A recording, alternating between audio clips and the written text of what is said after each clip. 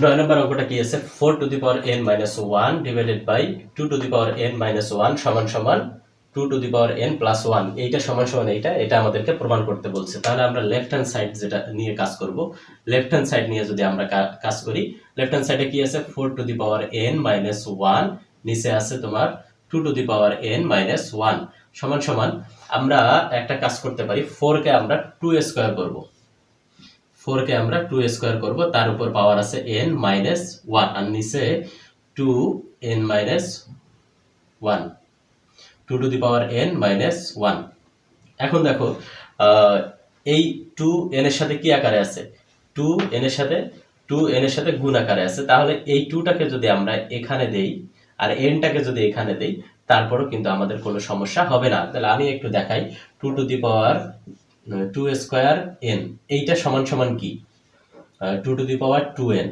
এই n-টাকে যদি আমরা ভিতরে দেই, n-টাকে যদি এইখানে দেই, তার উপর যদি স্কয়ার দেই, তাহলে এটাও কিন্তু হবে 2 টু দি পাওয়ার 2n। তাহলে আমরা কেন এই n-টাকে ভিতরে দিব, n-টাকে যদি আমরা ভিতরে দিই তাহলে আমাদের নিচেরটার সাথে মিলে যাচ্ছে।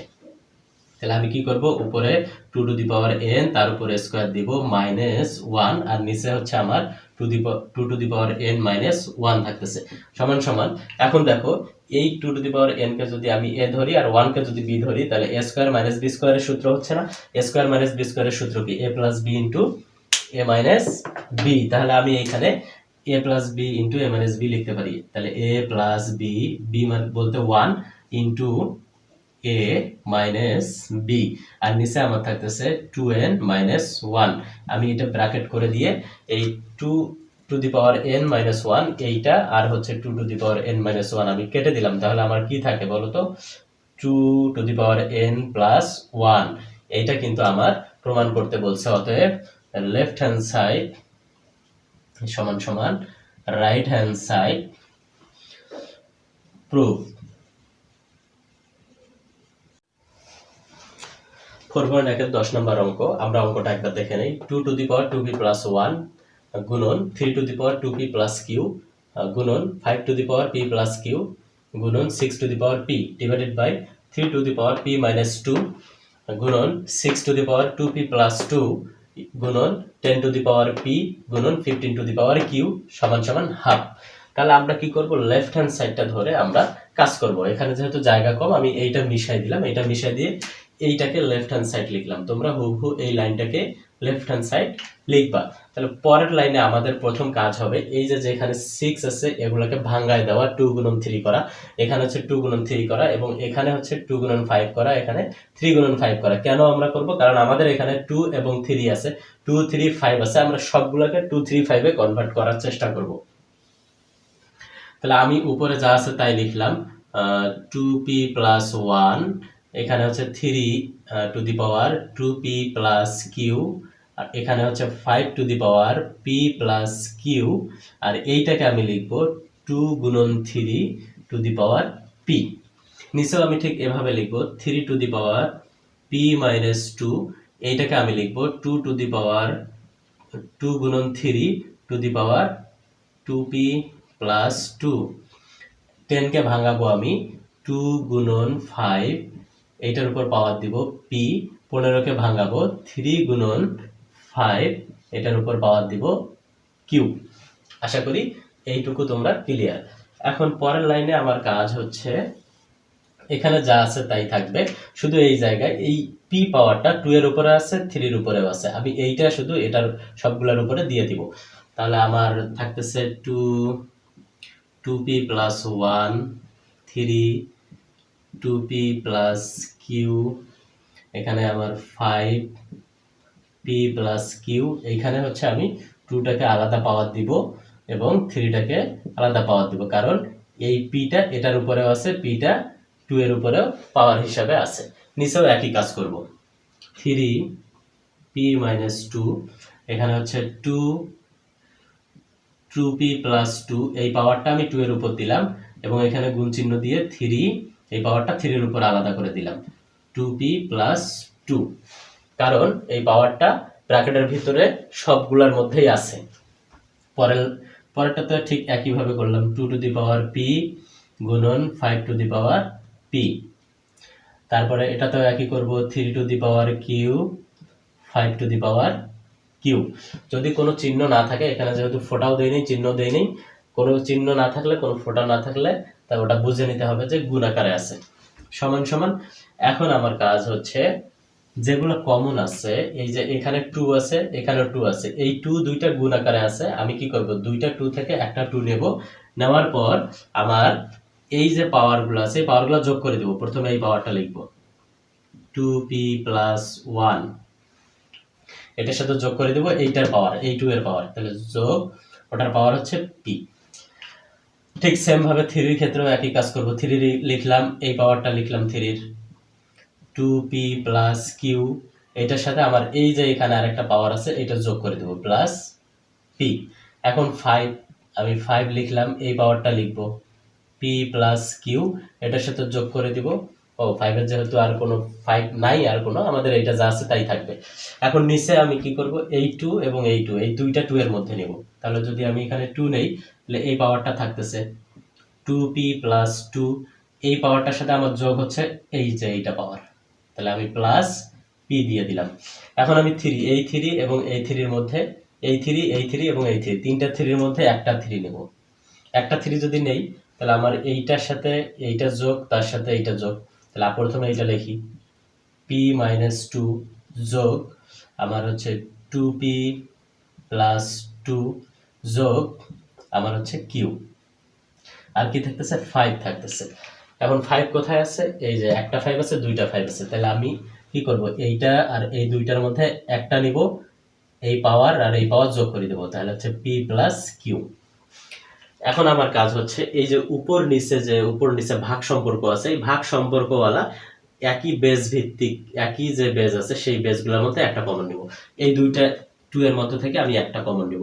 এখন তোমরা বলো তো দেখি, যদি আমি ভাগওয়ালার মধ্যে একটা কমন নেই, তাহলে আমার পাওয়ারগুলো কি হবে, পাওয়ারগুলো বিয়োগ হয়ে যাবে। তাহলে প্রথমের পাওয়ারটা আমি লিখব 2p প্লাস 1 প্লাস p, বিয়োগ চিহ্ন দিব, দিয়ে এগুলা সব চিহ্ন পরিবর্তন করে বসাবো, 2p মাইনাস 2 মাইনাস p।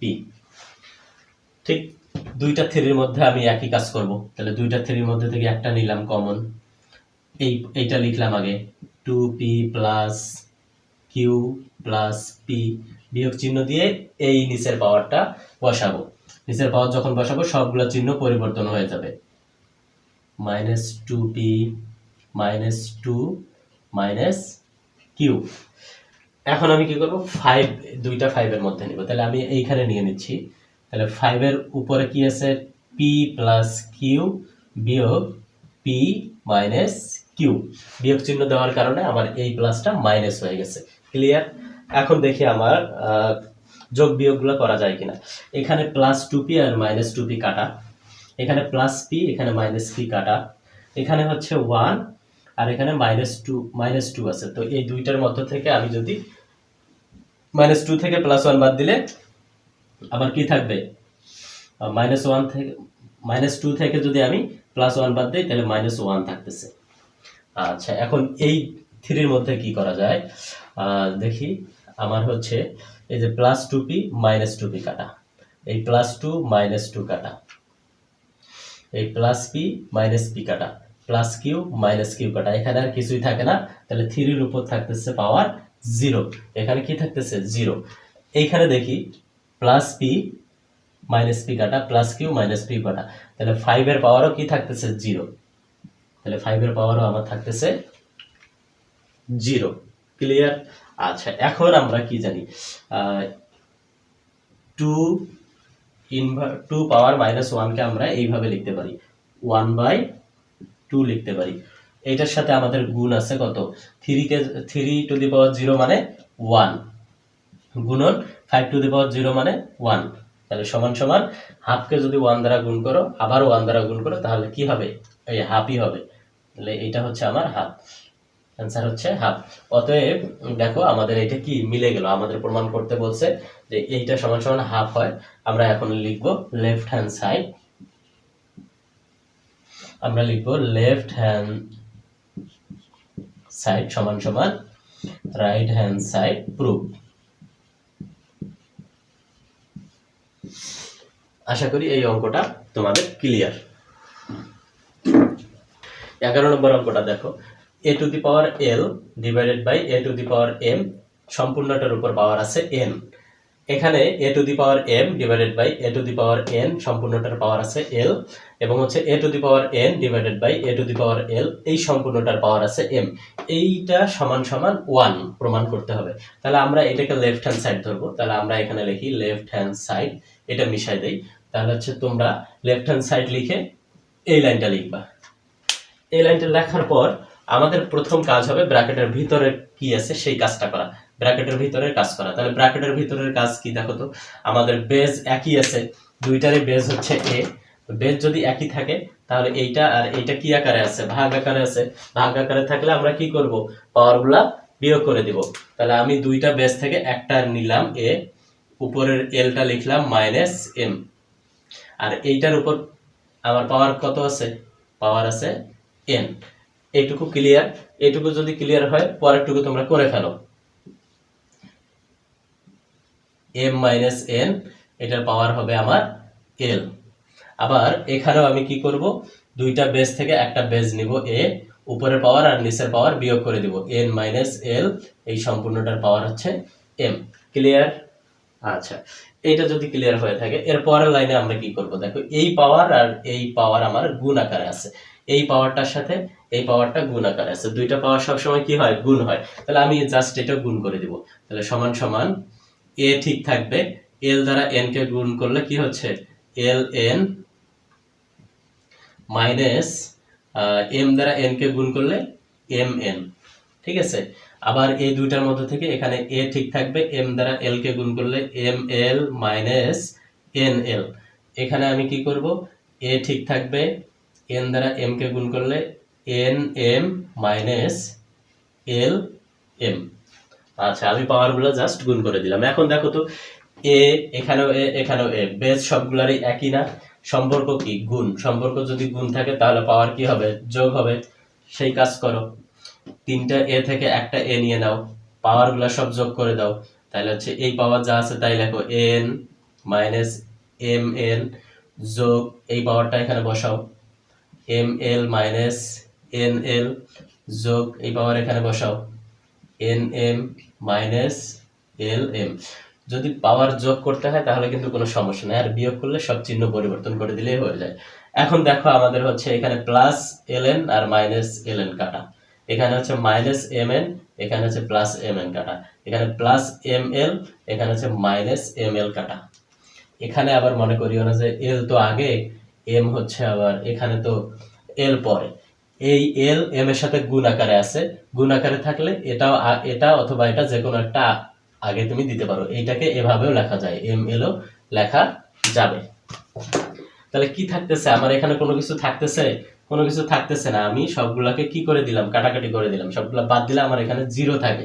তাহলে a টু দি পাওয়ার 0 মানে, a টু দি পাওয়ার 0 মানে হচ্ছে 1। কোনো কিছুর উপর পাওয়ার যদি 0 থাকে সেটার মান 1।